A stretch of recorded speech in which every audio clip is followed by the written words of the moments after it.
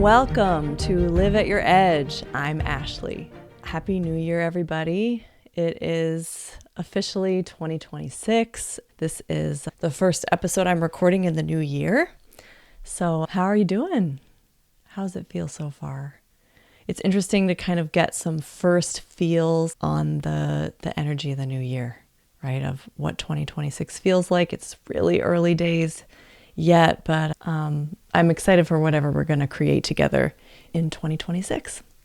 So today, I want to talk about how to thrive in the down times. What I am calling the down times, okay? Hard times, tough times, challenging times, whatever you want to call them. When you feel like life is sort of like pulling down on you. Do you know what I mean? It feels like the energy of life is pulling you down, right? So I like calling it the down times, even though I know that's not a real expression. That's what we're calling it. Honestly, this is something I've struggled with for a long time. And if nothing else, I put this together because it was a really, really helpful exercise for me to do it for myself. And so if it's valuable at all to you, then that's just a wonderful bonus. So I hope that it will prove useful to you as well. So I'm going to share practices that I have personally found to be extremely valuable and transformative for me in not just surviving the difficult times, but actually thriving in them, right? It keeps feeling like life is asking me, can you thrive now? What about now? What about now? Can you thrive in this circumstance? Can you thrive in that circumstance?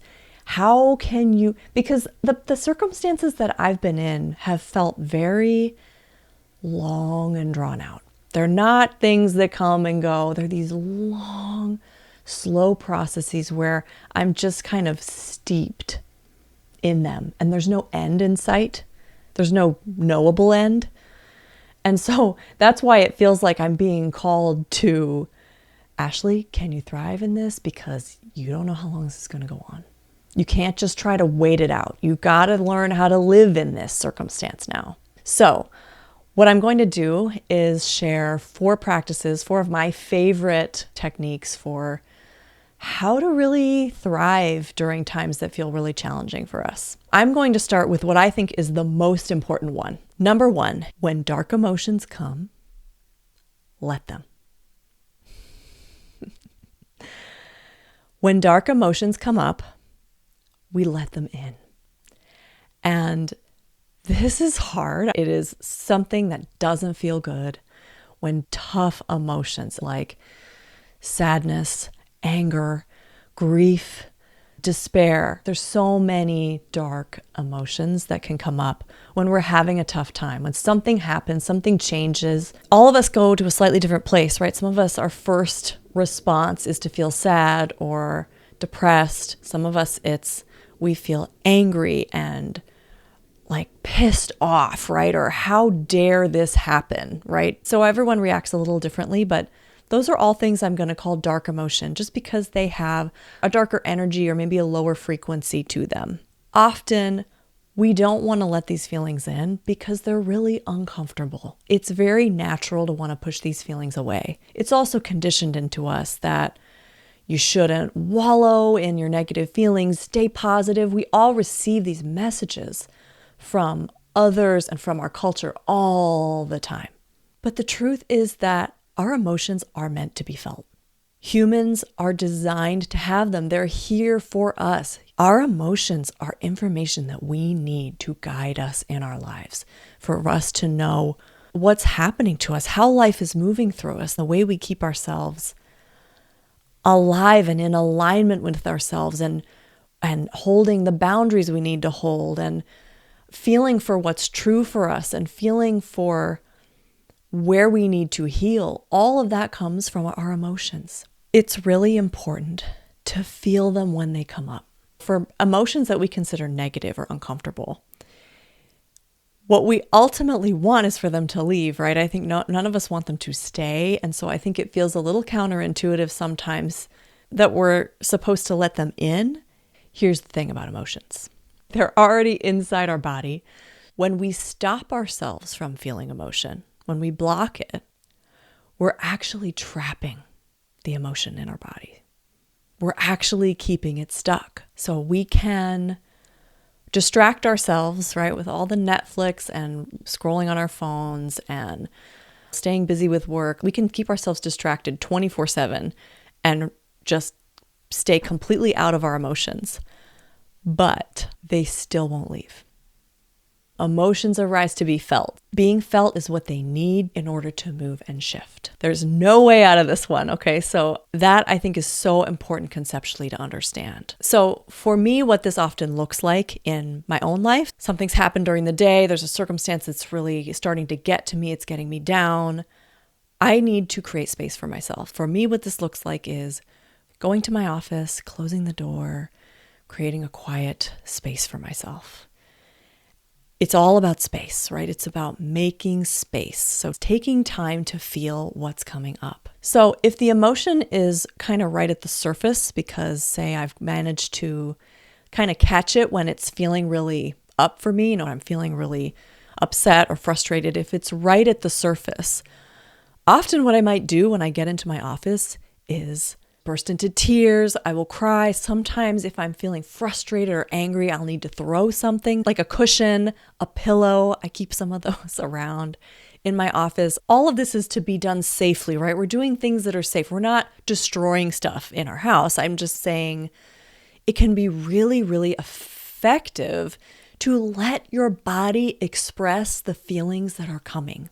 Another thing that can be really important for me is saying the statements that come up out loud. So for me, oftentimes when I'm really upset, there's a few statements that will be repeating in my head, and saying them out loud is a really powerful thing. Sometimes for me, things that will come up include things like, this is not fair. I hate this. I'm never going to get out of this. I'm stuck in this forever. I can't take this. I can't take this anymore.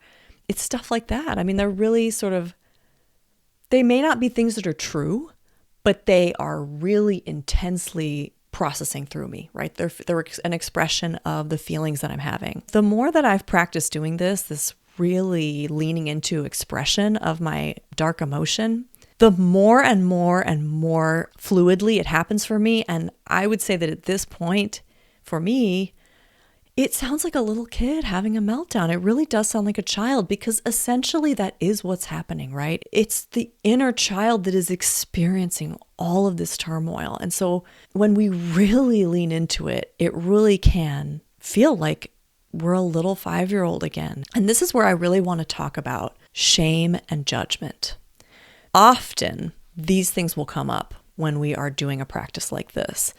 Shame and judgment are things that are very often, for most of us, I won't say for all of us, but for most of us, these are things that were created and instilled into our nervous system when we were children. If, as children, whenever we had an emotional upset, expressing frustration or anger or sadness or disappointment, if our caregivers ever told us to stop it, quit crying, oh, don't do that, or, oh, no, stop crying. If they told you to get a hold of yourself, scolded you, if they ever sort of withdrew from you when you were in those emotional states, any of those things will instill some shame in a child, right? Because really what our nervous systems as children need in those moments is tenderness, warmth, care, and love. And this is not about blaming our parents, right? Our parents were always doing their best to raise us in the way that they thought was right.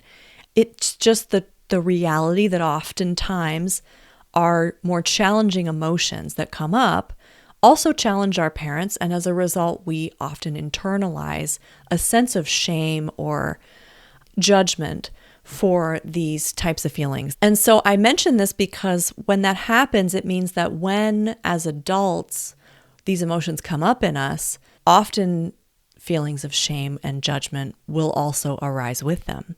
And so until we have worked with our shame directly and released a lot of shame, this will continue to come up. And here's the key. As soon as shame starts to creep in, we often reflexively self-suppress our emotion. I would say that shame is the number one barrier that we face to moving emotion. Shame is a notoriously difficult emotion to work with, but it is also an incredibly powerful emotion to work with, because often once we start to release even just a little bit of our shame, all this trapped emotion will start to surface, right? Because often shame is what is suppressing it and keeping it trapped in the body. I would personally recommend Brené Brown's work. Many of you may be familiar with Brené Brown. She is a shame researcher who is extremely gifted at speaking about emotion and all the complexity of it in a very approachable way, in a very funny way, and really just bringing a lot of humanness and insight to the topic. And of course, she has a whole bunch of different books that you can check out. She's very prolific and has a lot of content out there. But I would say at the heart of it, essentially what needs to happen over time is that we're bringing more and more of our tenderness and our love to the inner child who feels shame.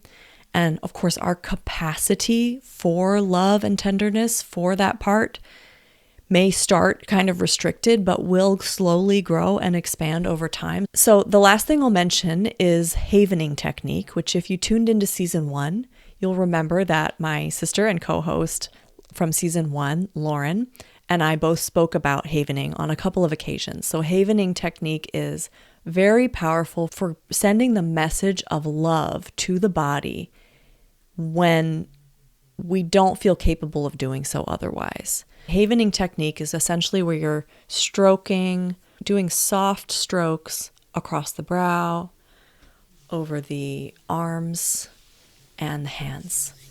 And just doing that, right? However, whichever area is speaking to you, right? It can be just one of them, it can be all three of them. But continuing to do that when we feel a really challenging emotion coming up is an incredibly powerful practice. And it is sometimes a good starting point, because often when we're first starting to work with our shame, we don't arrive at being able to bring tenderness and love to it. We're just too deep in the shame to be capable of that. And so havening technique is a beautiful place to start. So I will put in the show notes which episodes to check out. You can also look that up online. There's plenty of information out there about havening technique. So shame is much too big of a topic for us to really cover in depth on this episode, but I hope that these tips will be a good starting point for this, if this is something that's coming up for you. And so here's why this practice is so magical. For me, when I do this, I go into my office, I say the statements, I cry, I throw a cushion, whatever I need to do. If I do this for 5 minutes or something in that ballpark, often what will happen is it just suddenly stops. Everything gets quiet.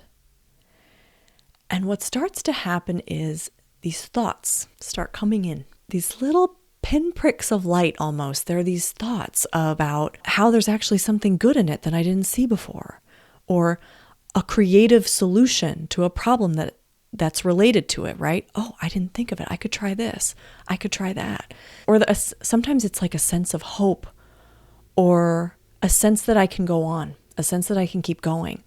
And the reason for this is because when a dark emotion is inhabiting our being, it drains our energy and it kind of pulls us energetically down. It pulls us into a contracted state. And once we've moved the emotion through our bodies and it's processing through and out, it creates space for light to come in. And that's what those things are, right? For me, it's like these little beams of sunlight coming into my body that are triggering these hopeful, creative thoughts. And I'll start to sense an increase in energy, and like I have the energy to go on. I have more energy to cope. So that is the biggest one. I really believe that this is the number one most important thing we can do to thrive in times that are hard, is feeling our feelings, processing our feelings in a safe space that we create for ourselves, or with another human being who can create a safe space. Number 2 is to find opportunities for self-expansion. This is about finding opportunities within the new limitations of whatever circumstance has arisen for expansion of the self. I very strongly believe that human beings are wired for expansion. It's what we are here on the planet to do. It is literally the reason we have incarnated on Earth is to expand. Our nervous systems, our bodies, our minds, our spirits crave expansion because they are designed to grow and expand. Our energy really shrinks and collapses when we are cut off from opportunities to expand ourselves. And so sometimes what happens in life is that circumstances change and they cut off sometimes the opportunities that we are currently exploring. The beauty, though, is that life is full of opportunities. There are plenty of opportunities for self-expansion. It's just that because there are so many, we can only focus on a few at a time. And so when life cuts some of those off, our job is to find new ones. And this, I really believe this is a huge part of having a sense of thriving when things are difficult, is that we have found a new avenue to grow and expand into. If we don't do this, we tend to start feeling stuck, down, trapped, confined, and it often will lead to feeling demoralized, depressed, those kinds of things. I personally think that the pandemic is an absolutely wonderful example.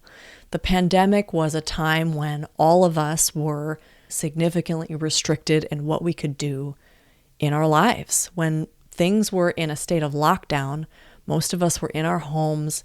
Our opportunities for connection and growth and expansion of ourselves, our hobbies, many of the things that we were expanding into were cut off. And so during that time, what did we all do? People found new hobbies. They found things that they could explore within the confines of their home, new books to read, new baking projects. People took up new hobbies like knitting and sewing. It was a process of exploring different opportunities that hadn't been taken advantage of before.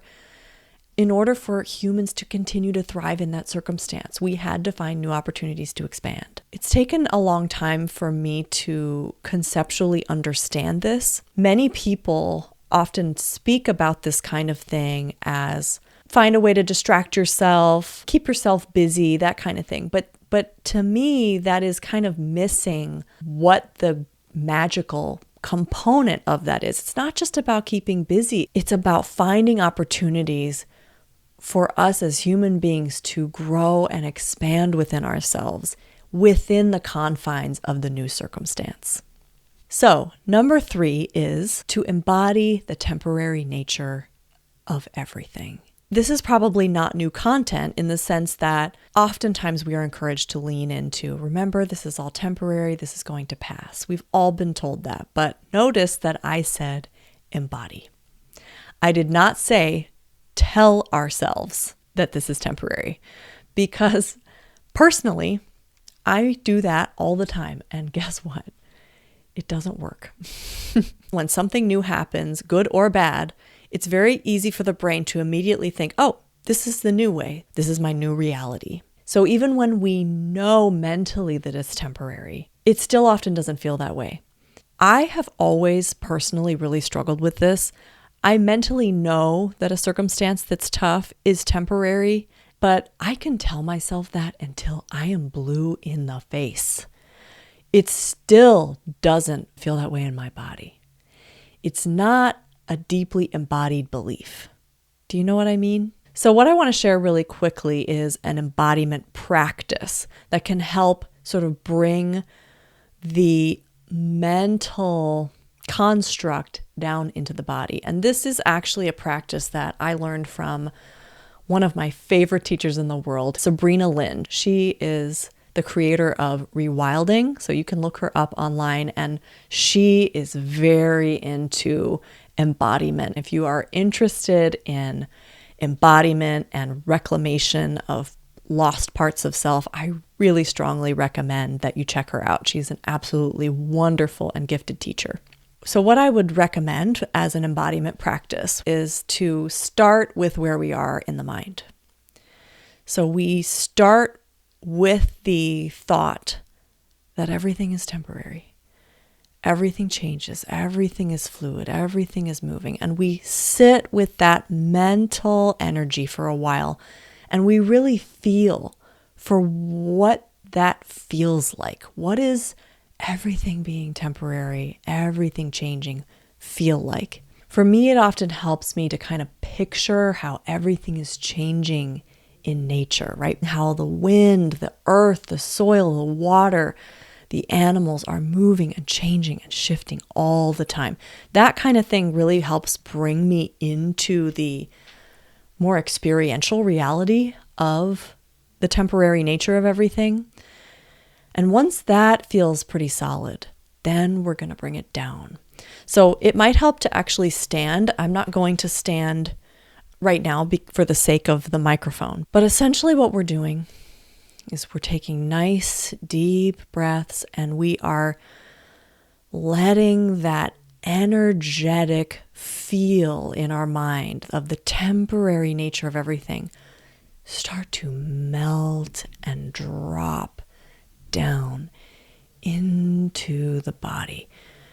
You're visualizing all that energy, that wisdom, that temporariness just sinking down into the neck and the chest, the arms, the hands, the belly, the hips, the legs, and the feet, and really taking your time.